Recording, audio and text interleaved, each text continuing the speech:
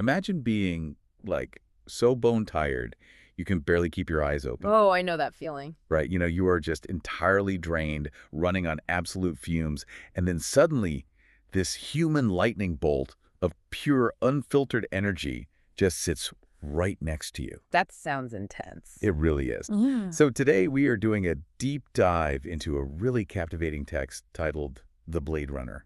But we aren't just going to, like, read you a nice story. No, definitely not. We're going to reverse engineer it. We're going to pull this whole thing apart to show you exactly how a master public speaker manipulates human psychology, pacing, and tension to turn this totally ordinary train ride into an unforgettable message. Which is honestly exactly what makes this particular text such a goldmine to study. Yeah, especially for our listeners today. Exactly. Ugh. Because for context, if you aren't familiar with the world of Toastmasters or competitive public speaking, you have to understand that these are incredibly strict environments. High pressure. Totally. When you step onto that stage, you have exactly 5 to 7 minutes. Period. Wow, that's not a lot of time. It's really not.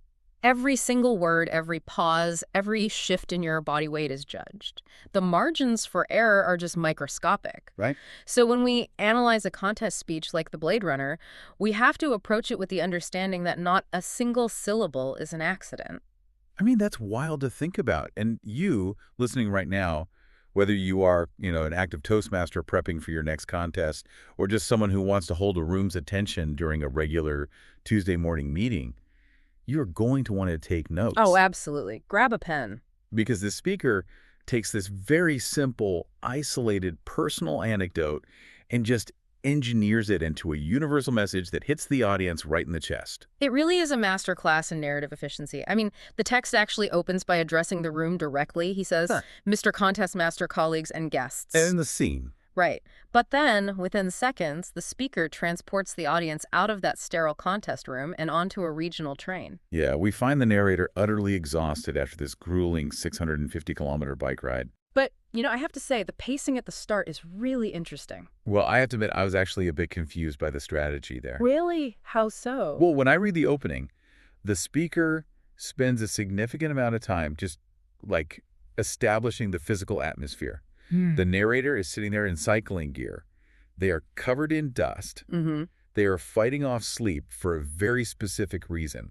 They have to guard their dangling bicycle, which is, like, their only worldly possession in that moment. Yeah, it's incredibly vivid. You can practically feel the grit of the dust on your skin. Exactly. But in a competitive speech where you are literally fighting the clock, spending all this time describing dust and fatigue kind of waste precious seconds? That's a great question. I mean, why not just jump right to the interaction that drives the plot? It seems counterintuitive, doesn't it? Like you're burning time, but this is actually a highly calculated psychological play. Okay, walk me through that. Well, you have to think about the baseline emotional state of an audience in a contest setting. They have probably just listened to, 5 other speeches before this one. Oh, right. So they're probably feeling a bit fatigued themselves. Exactly. They are analytical, they are detached, and they are sitting in a quiet, probably heavily air-conditioned room. Yeah. If you want to deliver a shock to their system later in your story, you first have to manipulate their baseline. By slowing the pacing of the narrative down to the sleepy, rocking rhythm of a train, the speaker is creating a state of sensory immersion. Ah, I get it. So they are essentially hypnotizing the room. In a way, yes. It's a concept called narrative transportation. And, the journey the narrator is on is the St. James Way, which is a really famous pilgrimage from Burgos to Compostela in Spain. Right. So right away, without having to do a bunch of exposition, the speaker establishes the archetype of a long, arduous spiritual trek. It sets the mood immediately. It really does. But it's the immediate sensory environment that locks the audience in. We have the oppressive heat of a summer afternoon, the hypnotic rocking of the moving train, and this heavy, inescapable fatigue. The exhaustion acts as a blank canvas. Precisely. A very heavy, sleepy canvas. And what really stands out to me on that canvas is this recurring sound the speaker introduces. The station whistle. Oh, yes. The whistle. The text actually says whistle, whistle, whistle again. And it notes that only the whistle, which is announcing the urgency of the train's departure at each station, forces the narrator to pry open their guarding eyes. It's such a specific detail. It really feels like a cinematic technique to me. Like it operates like a heartbeat in a thriller movie. You know, that deep thumping bass that keeps jarring the audience awake right as the tension builds? Oh, absolutely. Like in Jaws or something. Exactly. The Yeah. whistle does exactly that, mirroring the narrator's own desperate struggle to just stay conscious. Which is brilliant because auditory anchors, like the whistle, serve a dual purpose in speechcraft. Oh. Well, for the narrative itself, it establishes the setting. But for the live audience, it acts as a rhythmic reset button. Oh, like a cue to pay attention. Exactly.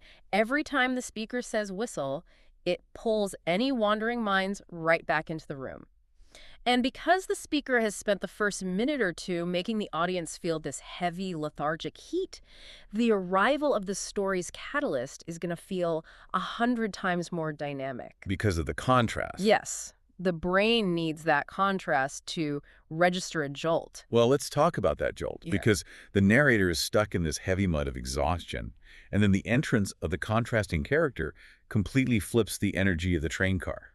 It's a total 180. Yeah.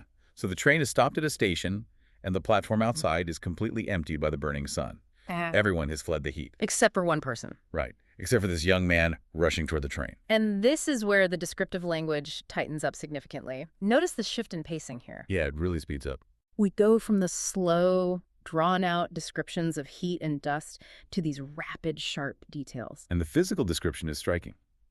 The narrator notices the young man is moving in a strange way.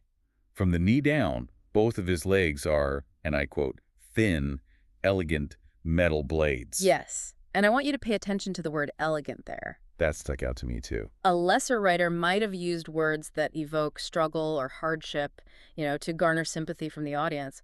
But this speaker actively avoids that trap. That completely flips the listener's expectations, doesn't it? Mm-hmm. He isn't portraying this disability as a deficit or a tragedy at all. Not even a little bit. He paints the man as practically superhuman. I mean, the runner has this confident smile. The chief of the station gently taps him with a red flag to rush him inside. Which is a great visual. Yeah, and then we get this incredibly specific auditory imagery. As he swings his body onto the train, he is click-clacking his way toward the narrator. The sound design of the speech is so good. It really is. Then he sits down and starts adjusting screws in his legs with this sound. It goes, it's click, it's click. I love that part. The z click is just an absolute masterstroke of showing, not telling. Oh, totally. Because in public speaking, especially with those strict time limits we talked about, exposition is your enemy. You literally don't have time to explain a character's backstory or tell the audience how resilient they are. You have to let the action speak. Exactly. The dialogue, the confident smile, and those mechanical auditory details reveal his character entirely. Yeah, he is capable, he is fast, and he is fully in control. Meanwhile, our able-bodied narrator, who just cycled 650 kilometers, can barely sit upright. It creates this fantastic comedic friction. It really does. The second this Blade Runner sits down, he just unleashes this wave of aggressive friendliness. He grabs the narrator's hand for a firm handshake and fires off a barrage of questions like a machine gun. He just has zero chill. Zero. He says, "Good afternoon, champion. Just finished your race. Where was it? You seem exhausted. Must have been a tough one. Had a great result. Come and Cyclist." It's overwhelming in the best way. We are essentially watching a sleepy bear being poked by a very enthusiastic hummingbird. That is a perfect analogy. And from a performance standpoint, think about how that forces the speaker to change their vocal delivery on stage. Oh, they have to completely switch gears. Right. They have to shift from the slow, heavy drawl of the exhausted narrator to the rapid-fire, high-voltage staccato of the runner. That vocal variety physically wakes up the audience. It spikes the adrenaline in the room. It definitely does. But, the text doesn't just stay in that comedic space. The friction between their two energy levels quickly transitions into a really profound philosophical debate about the very definition of achievement. This is where the speech goes from good to great. Yeah, because when the stranger calls the narrator a champion, the narrator immediately deflects. They minimize their 650-kilometer feat. They get defensive. They do. They insist it wasn't a race at all, but rather the St. James Way, just a pilgrimage on a bicycle. Right. They try to hide behind the spiritual nature of the journey. They say something like, I valued the most living the inner spiritual journey than its physical challenges. Which is such a recognizable defense mechanism. I read that and immediately thought, wow, this is textbook imposter syndrome. Oh, absolutely. It's a feeling you might know very well. That moment where you refuse to claim a victory or you brush off a compliment from a colleague simply because your journey didn't look like a traditional race. Like you didn't check the right boxes. Exactly. You think, oh, I didn't do it the right way. I didn't get the gold medal, so I'm not a real champion. You actively reject your own hard work.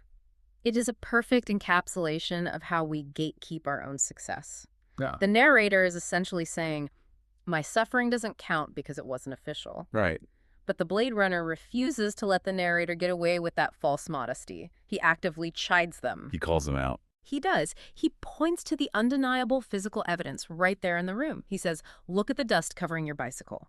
Look at your worn-out tires. Look at your own physical exhaustion. He's basically forcing the narrator to look at the receipts. Precisely. And then the Blade Runner drops the revelation that pivots the entire narrative. The big reveal. He says, you are a champion, and this is as true as you are sitting next to one. I have several champion titles, including an Olympic one. Man, that line completely pulls the rug out from under the narrator. It really does. It completely recontextualizes who has the moral high ground in this conversation. Mm. The friendly guy on a train isn't just an enthusiastic stranger, he's a Paralympic champion. Yeah.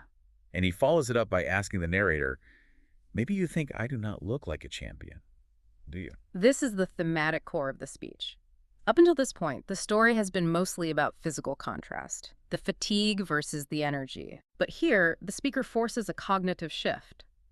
The narrator realizes that neither of them actually look like traditional champions in that specific isolated moment. Yeah, one is a guy adjusting metal legs on a regional train. And the other is a dusty, exhausted cyclist who didn't even race. Exactly. The text uses this realization to completely redefine what a champion actually is, stripping away the medals and the podiums entirely. And the narrator arrives at this really beautiful conclusion. They ask, what does a champion look like? And the answer they find is so poetic. It really is. They say, when we dare to breathe deep enough for the air to brighten the flickering, fragile flame we insist hiding very deep within, it will grow bigger and brighter and stronger, and all those around us will perceive it. The metaphor of the flickering, fragile flame we insist hiding very deep within is just carefully chosen. It's so delicate. It suggests that a champion isn't defined by outward, permanent invincibility. It is an internal spark, and crucially, it is fragile. It requires active effort breathing into it to make it visible to others. The narrator realizes that the Paralympic runner's confidence, his energy, his firm handshake, that is the bright flame making him a champion. The Olympic medals are just a byproduct of that flame. Wow, that's a great way to put it. Yeah. And the narrator was suffocating their own flame by refusing to acknowledge their 650-kilometer accomplishment. Exactly. They were starving it of oxygen. So the realization on the train is deeply moving. Mm-hmm. But, you know, the true genius of this text, and honestly the reason every Toastmaster needs to study this, isn't the story itself. No, it's what they do next. Exactly. It's how that realization is weaponized for the live audience in the room. This is where we enter the mechanics of breaking the fourth wall. Ooh, let's get into it. Because if the speech ended with the narrator just feeling better about themselves on a train, I mean, it would be a nice story. Yeah. But it wouldn't win a championship. Right. It would just be an anecdote. Yeah. The narrative structure executes this highly sophisticated pivot to ensure the audience doesn't just observe the lesson, but actually experiences it. Let's break down exactly how that pivot works. Because on the train platform, as the train is leaving, the runner firmly shouts, "You are a champion," to the narrator. The emotional peak. Right. The story is at its emotional peak. But then the timeline of the speech instantly jumps from that past memory directly into the present moment of the contest. It's a jump cut. Yeah. The speaker suddenly addresses the room again, repeating their opening. They say, "Mr. Contest Master, fellow Toastmasters, and guests." This timeline jump is critical. By bringing the narrative into the present tense, the speaker collapses the distance between the story and the audience. And the physical staging bridges that gap perfectly, too. Yeah. The speaker says, "From the platform where I am standing, I can see you all look like champions." It's so clever. We just left the Blade Runner standing on the train platform, shouting about champions. Now, the speaker is literally standing on the stage platform, looking at the audience, passing that exact same message to them. It's a direct mirror. It is, and this is exactly how you manipulate an audience's brain chemistry. By bridging a memory to reality, the speaker forces the listeners to suddenly place themselves inside the narrative. Like they become part of the story. Yes, it creates a dopamine rush of inclusion. The golden rule of competitive speaking isn't to be the hero of your own story. It's not. No, it's to make the audience realize they are the hero of theirs. The speaker is just the mirror reflecting their potential back at them. That is so powerful. By turning the message outward at the very climax, the speaker takes the gift they received on that train, the validation of being a champion, and just hands it directly to the listeners. That makes so much sense. Yeah. And, I mean, even if you aren't entering a speech contest, think about the next time you have to give a presentation at work, or even just convince your friends of a new idea. Right, the principle applies everywhere. If you spend the whole time talking about your own experiences, people just tune out. But if you structure your narrative to make them the final subject of the story, if you make them the hero, your influence just skyrockets. It's all about shifting that focal point. And notice how the emotional arc of the narrator completely mirrors the journey they just took the audience on. Oh, right. Because the speech started with a narrator who was exhausted, heavy, and fighting sleep. But the closing lines are a total transformation. Complete rebirth. They say, "I feel strong, I am confidently smiling, and I hope you are not too tired or too sleepy. Yes, I feel like a champion." Followed by a final singular sound to close the entire speech. Whistle. Whistle. It is a masterful bookend. It really is. Earlier, we discussed how the whistle signified exhaustion and forced vigilance, but now that exact same auditory anchor signifies an awakening. It is a departure into a completely new state of mind. Yeah, they took a motif of fatigue and reprogrammed it into a motif of empowerment. Exactly. If you study speechcraft, this structural pivot from internal vulnerability to external empowerment, anchored by a recurring sensory motif, it is a textbook example of world-class writing. And that actually brings us to our primary mission today. Because analyzing a summary or just listening to us break down the rhetorical mechanics, it really only scratches the surface of what this text has to offer. Oh, definitely. We're just giving you the highlights. Right. To truly grasp the pacing, the subtle humor of the train interaction, and the sheer rhetorical power of that final timeline jump, you have to read the source material for yourself. Absolutely. The mechanics of public speaking are best absorbed by seeing them in their natural habitat, so to speak. So we strongly encourage you to go find the author's original blog, read The Blade Runner in its original form. See how the words look on the page. Yes, imagine the pauses and visualize the delivery. And while you were there, dig into the other speeches published on that site. Because there's an absolute gold mine of material there to study. There really is. Whether you are aiming for the Toastmasters World Championship of Public Speaking, or you just want to get better at communicating your ideas, analyzing these written texts will fundamentally change how you construct a narrative. Because reading a speech with an analytical eye, asking yourself why a certain sensory detail was included or how a transition was managed to maintain momentum, it will inevitably bleed into and improve your own writing. It changes how you think about words. So as we wrap up this deep dive, I want to leave you with one final thought to mull over. Always a good idea. We spent a lot of time today talking about how that Paralympic runner forced the tired cyclist to look at the physical evidence of their hard work. The dust, the worn-out tires. And we dissected that metaphor of the inner champion being a fragile, flickering flame just waiting for air. It's an inspiring concept, but honestly, it requires a level of self-honesty that many of us avoid. Exactly. It is so easy to minimize our own struggles because they don't look like someone else's highlight reel. We do it all the time. We do. So ask yourself, what happens when we refuse to see the dust and worn-out tires of our own hard work? Right. Are we just sitting on our own metaphorical train, holding our breath, waiting for a stranger to come along and point out our greatness? Or can we learn to recognize the undeniable evidence of our own efforts today? Exactly. Let's recognize our own efforts today and finally give that flickering flame the oxygen it deserves.